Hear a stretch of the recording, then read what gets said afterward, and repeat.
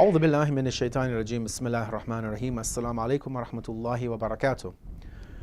In our thought of the week for today, we wanted to look at a very short tradition from the commander of the faithful, Imam Ali, may God's peace and blessings be upon him, in relation to visiting a doctor and ensuring that we have all of our health concerns addressed by our medical practitioners.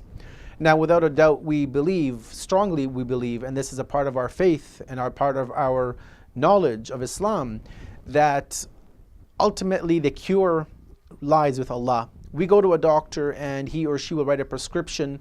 We take it to a pharmacy to have filled, and we take the medication, but we believe deep down inside that that medication, the doctor, his prognosis, his diagnosis, and the medicine that we take will not cure us if it is not in the permission of Allah.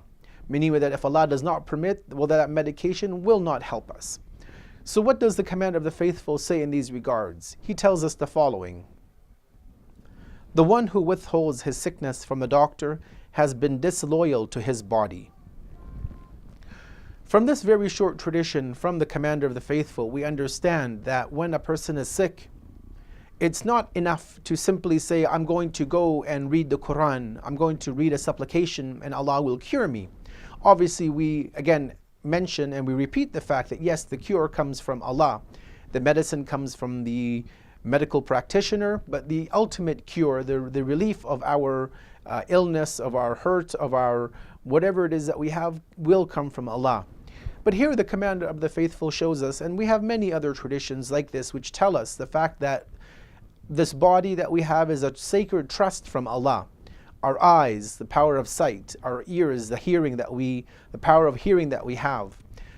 Every part of our body, every organ we have is a trust from Allah, and that we need to safeguard and protect this trust and return it back to its rightful owner, being the Creator.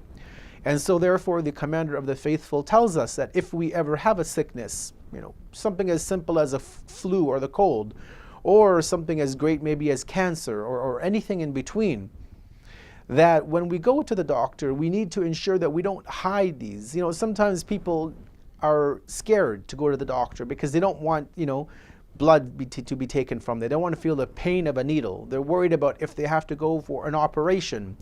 We always have that sort of concern about being hospitalized and having to, be in a hospital bed for days, weeks, maybe months on end for whatever issues that we have.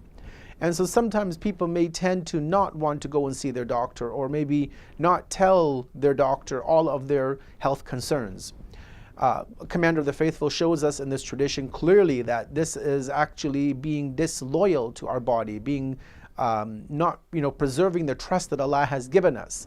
And so we close and we remind ourselves that whenever we feel and we fall ill, obviously as much as possible we try not to get ill.